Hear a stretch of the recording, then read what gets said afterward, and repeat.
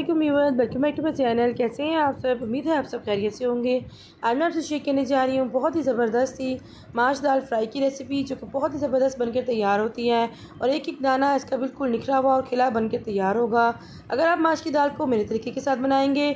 आइए इस मज़ेदार सी रेसिपी को बनाना स्टार्ट करते हैं। इसके लिए मैंने एक पैन में ऐड किया आधा कप ऑयल। इसके अंदर हम ऐड करेंगे एक मीडियम साइज़ का प्याज लिया था, जिसको रफली चॉप कर लिया था। इसको हम ऐड करेंगे। प्याज को ऐड करने के बाद इसको हम फ्राई करेंगे जब तक कि इसका कलर जो है वो चेंज ना हो जाए। प्याज को जब फ्राई करेंगे तो पहले इसका कलर ट्रांसपेरेंट होगा और उसके बाद ये हल्का हल्का सा बादामी हो जाएगा। जब इस तरह की कंडीशन आ जाएगी तो फिर इस टाइम पे आके हम इसमें ऐड करेंगे 1 खाने का चम्मच अदरक और लहसुन का पेस्ट। इसको ऐड करने के बाद इसको फ्राई करेंगे और इसको भी इतना फ्राई करेंगे, पहले तो इतना फ्राई करेंगे कि इसका कच्चापन जो है वो दूर हो जाए। फिर तकरीबन 1 मिनट के लिए इसको हम प्याज़ों के साथ फ्राई कर लेंगे। इससे भी दाल का खुशबू जो है बहुत ही अच्छी आती है। अब इस टाइम भी इसमें ऐड करेंगे 1 अदद बड़े साइज़ का टमाटर लिया था, जो कि बिल्कुल सुरख था। उसको ग्राइंड कर लिया था मैंने थोड़ा सा पानी डाल के, वो ऐड करेंगे। उन सब चीज़ों को अच्छे से मिक्स करेंगे। मीडियम टू लो फ्लेम पे इनको हम पकाएंगे। अब इसमें स्पाइसेस ऐड करेंगे। 1 चाय का चम्मच सुरख मिर्चों का पाउडर, 1 चाय का चम्मच कश्मीरी लाल मिर्चों का पाउडर, 1 चाय का चम्मच नमक, 1 चाय का चम्मच कुछ धनिया पाउडर, आधा चाय का चम्मच हल्दी पाउडर और आधा चाय का चम्मच इसमें हम ऐड करेंगे कुटा हुआ भुना हुआ ज़ीरा। स्पाइसेस को डाल के इसको अच्छी तरह से मिक्स करेंगे और कुछ सेकंड्स के लिए इसी तरह से इनको मसाले के साथ भून लेंगे। फिर इसके बाद इसमें थोड़ा सा पानी ऐड करेंगे, तकरीबन आधा कप पानी मैंने ऐड किया था। वो ऐड करके इसको कवर करके मीडियम टू लो फ्लेम पे 5 से 7 मिनट के लिए इसको पका लेंगे, ताकि सारे मसाले जो है हमारे अच्छे से पक जाएँ और जो वेजिटेबल्स हैं वो भी अच्छी तरह से गल जाएँ। इसको कवर कर देंगे और इसको छोड़ देंगे। इस दौरान हमारे टमाटर और प्याज जो है बहुत ही अच्छे से गल जाएंगे। एक फाइन सा मसाला जो है तैयार हो जाएगा। ये देखिए हमारा मसाला जो है बिल्कुल रेडी हो चुका है। टमाटर और प्याज अच्छे से मिक्स हो चुके हैं। अब इसकी भुनाई कर लेंगे और इस टाइम पे आके एक बहुत ही स्पेशल चीज़ जो कि बाज़ लोग ऐड नहीं करते, लेकिन मैं इसमें दाल में ऐड करती हूँ, उससे बहुत ही अच्छी खुशबू आती है और दाल का फ्लेवर जो है वो मज़ीद बढ़ जाता है। इस टाइम पे ऐड करेंगे क्रश किया हुआ अदरक, तकरीबन 1 खाने का चम्मच। हरी मिर्ची ऐड करेंगे, 2 अदद साबुत हैं और 2 अदद ही बारीक कटी हुई हरी मिर्ची हैं और 5 से 6 अदद सुरख वाली गोल मिर्ची हैं।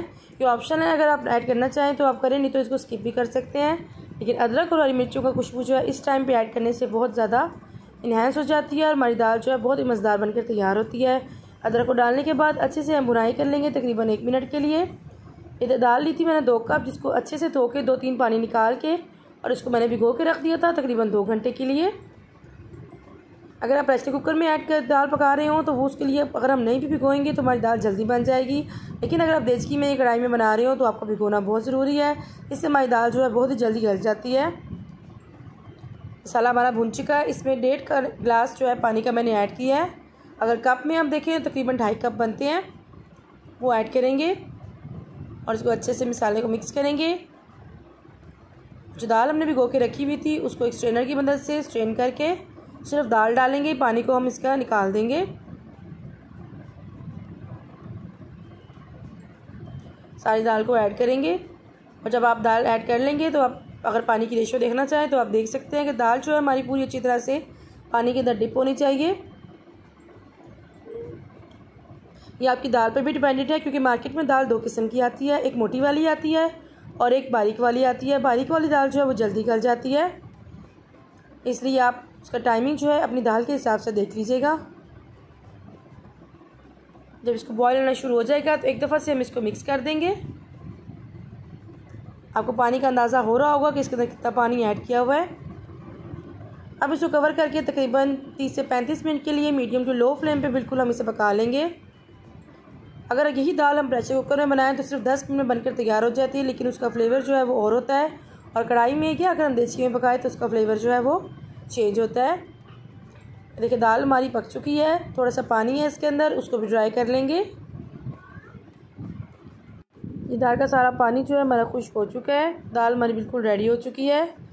अब इसको गार्निश करेंगे हरा धनिया के साथ।